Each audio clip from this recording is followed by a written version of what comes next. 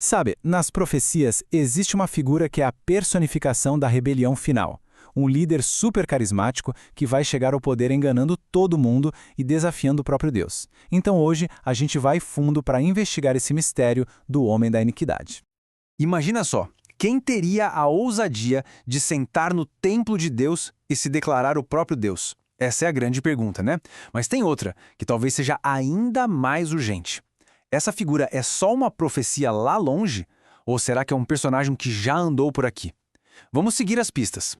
Para a gente conseguir entender essa figura tão enigmática, o primeiro passo é traçar o perfil dela. É como se a gente fosse montar um dossiê, sabe? Analisando os títulos e o jeito que ele age para sacar quem de fato é esse adversário.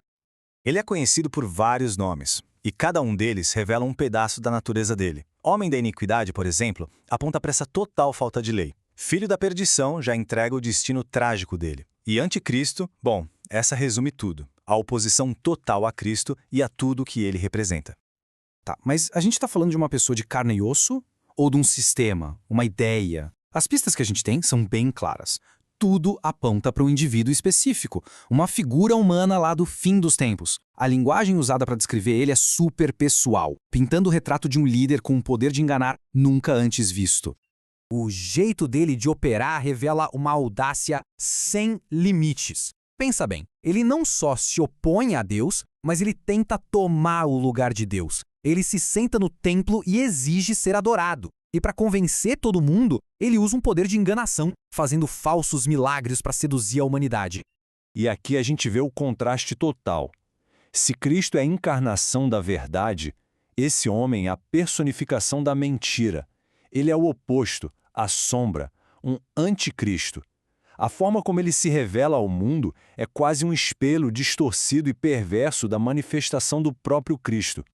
Isso tudo leva a gente a uma pergunta bem lógica. Se uma figura tão poderosa, tão destrutiva está para vir, o que impede que ele apareça agora? Por que ele ainda não deu as caras? A resposta para isso, segundo as profecias, está em duas condições muito importantes. O palco precisa estar pronto para ele e, para isso, duas coisas precisam acontecer antes. Vamos dar uma olhada em cada uma delas. A primeira condição é a tal da grande apostasia. E isso não é só a gente deixando de acreditar, não. É uma rebelião ativa, agressiva mesmo contra a lei e a ordem divinas. É como se o cenário global estivesse sendo preparado. Um mundo que rejeita verdades absolutas e que por isso vai estar pronto para abraçar um homem que se declara a lei máxima. E isso já emenda na segunda condição, que parte de um princípio fundamental. O mal não tem carta branca no mundo. Como diz o texto, Satanás não pode fazer o que bem entende quando bem entende. Ou seja, existe uma força que o limita, que restringe os planos dele. Essa força, que às vezes é chamada de aquele que o detém ou o restritor, está ali segurando a onda do caos. É só quando essa contenção for tirada do caminho que o homem da iniquidade vai ter o caminho livre para se revelar ao mundo. Então, vamos avançar um pouco no tempo para ver qual é o fim dessa história. Depois que essas condições forem cumpridas e ele aparecer, o que acontece? Aí a narrativa vai para um confronto de proporções cósmicas. Quando ele finalmente surgir, o poder dele vai ser avassalador, chegando a um domínio global. Vai parecer uma vitória total. Só que, e esse é o ponto-chave, essa vitória toda tem prazo de validade. O reinado de terror dele acaba assim, de repente. Fim de papo. Em uma batalha cósmica final, ele não é só derrotado, ele é totalmente destruído pela glória de Cristo na sua segunda vinda. O destino dele está selado, é certo e absoluto. Ok, agora que a gente montou todo esse dossiê, dá para voltar para aquela segunda pergunta importante e tentar chegar a um veredito, não é? Muita gente já tentou dizer que ele foi fulano ou ciclano do passado, tipo aqueles imperadores romanos conhecidos pela crueldade. Mas, se a gente parar para pensar nas condições que acabamos de ver, será que essa ideia para em pé? Olha, com base na análise, a resposta é um não bem claro. O contexto todo é escatológico, ou seja, tem a ver com o fim dos tempos.